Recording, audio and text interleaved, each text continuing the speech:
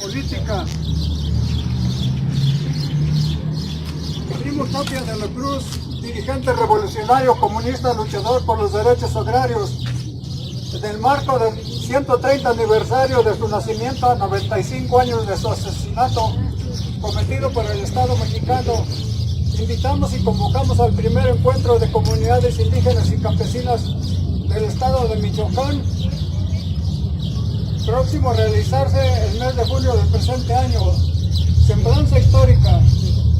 Primo Tapia de la Cruz nació el 9 de junio de 1895 en Narancha, municipio de Michoacán, de Zacapo, en un contexto de miseria, hambre y sobreexplotación de la fuerza de las comunidades indígenas y campesinas, en donde familias completas indígenas y campesinas eran peones acasillados, esclavizados de por vida de las haciendas de latifundistas españoles, como fue el caso de la comunidad de aquí que nos ocupamos. Primo Tapia luchó incesantemente por la vida. Fue en este ser social donde se crearon las condiciones de su conciencia social. Integrante de la comunidad indígena purépecha, adquirió los elementos esenciales de esta cultura, sus usos y costumbres. Con el apoyo de sus tíos, estudió leyes en un seminario de aquella época, en donde adquirió elementos fundamentales de cultura que le sirvieron posteriormente para impulsar la lucha por la defensa de los derechos agrarios de las comunidades indígenas y campesinas. Las condiciones objetivas de su esfuerzo, sensibilidad social y política le permitieron desarrollar capacidades de relacionarse estrechamente con los trabajadores, tanto del campo como de la ciudad. Durante su juventud, las condiciones de miseria que imperaban en el campo, no obstante haber estallado la Revolución Mexicana de 1910-1917, obligaron como a miles de jóvenes trabajadores a emigrar a los Estados Unidos, donde trabajó como indocumentado en diversas labores agrícolas e industriales en la ciudad de Los Ángeles, California. Conoce a los hermanos Flores Magón, quienes le brindaron todo su apoyo para su preparación política y cultural. Conoció las concepciones anarquistas, se extendía por el mundo obrero en esa época. No obstante, al participar en el Partido Comunista en Norteamérica en 1918, conoció las concepciones marxistas-leninistas, toda vez que el Partido Comunista, organización política que simpatizó con la Revolución Socialista Rusa bajo el liderazgo de Lenin. Por su práctica política, Primo Tapia impulsó la línea marxista-leninista de organización, enriquecida por los ideales de la lucha agraria, comunal, campesina, indígena en 1918, como participante activo de la Internacional de Trabajadores del Mundo. Fundó en Nebraska un sindicato con más de 500 trabajadores en una industria de azúcar de remolacha en Bayard, localidad de Nebraska. La práctica política en el proceso de organización de los trabajadores en la defensa por sus derechos fue escuela, su universidad política de la vida. En esta experiencia se traslada a México, a su natal Narancha. En 1920, cuando se iniciaba en nuestro país el periodo postrevolucionario, el desarrollo de la conciencia política se definición como comunista en toda la extensión política del concepto, lo impulsaron a participar en la lucha por la tierra, su defensa y sus derechos agrarios, políticos y económicos de las comunidades campesinas indígenas de México y por supuesto de todo Michoacán.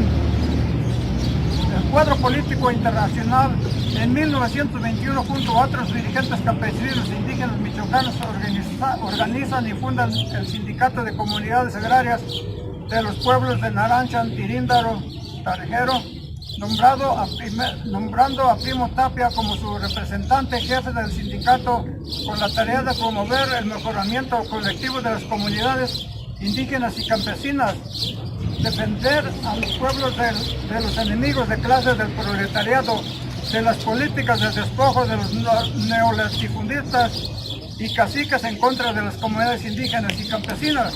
Posteriormente, al darse cuenta de la necesidad de emplear el proceso organizativo a más regiones del Estado, se funda la Liga Comunista y Sindicatos Agrarios de Michoacán, nombrando a Primo Tapia como secretario general.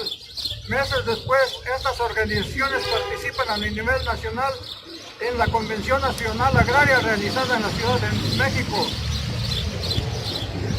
En 1923 se creó la local comunista de Morelia, impulsada por Primo Tapia, Florencio Flores y Juan Chávez. Como se advierte en el proceso organizativo, se manifiesta un fenómeno gradual de transformación dialéctica. Ya la dotación de tierras no era el último fin de la lucha agraria, sino la lucha contra el capitalismo, con la desaparición del Estado burgués, por ende la lucha por el socialismo. La lucha organizada rindió fruto. El gobierno se vio obligado a otorgar posesión de 47.364 hectáreas en favor de 28 comunidades. El arraigo político e ideológico de Primo Tapia, motor organizado de su creciente inconformidad social, con una cada vez más nítida lucha anticapitalista y por el socialismo, provocaron la ira de la burguesía, al gobierno y terratenientes. El entonces presidente Plutarco Elías Calles intentó por todos los medios cooptar a Primo Tapia. Promesas, amenazas e intentos de asesinato se estrellaron en la seria voluntad y honestidad del revolucionario comunista.